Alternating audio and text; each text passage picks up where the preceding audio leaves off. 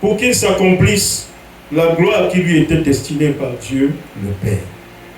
C'est pourquoi, bien-aimé, qu'importe la situation que tu vis en ce moment, si malgré elle, tu continues toujours de garder ta foi en Dieu, amen, et qu'en plus, ta soumission à lui reste ferme et intacte, alors sache que tu n'es pas loin de connaître aussi ton élévation. Amen. Tu n'es pas loin de connaître cela.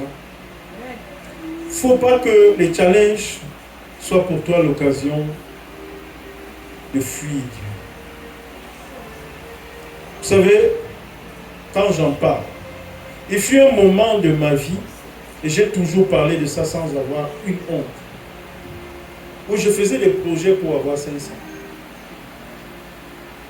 Des projets pour avoir 500.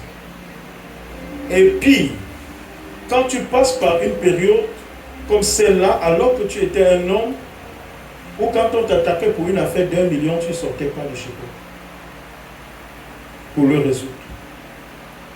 Mais tu te retrouves après ça à faire des projets pour avoir 500, c'est-à-dire tu collectes 100 francs, 50 francs, et ainsi de suite, pour avoir 500. Tout le monde te fuit. Les gens qui t'appelaient président commencent à te regarder et tourner leur face. Ils te disent, ah, il est qui?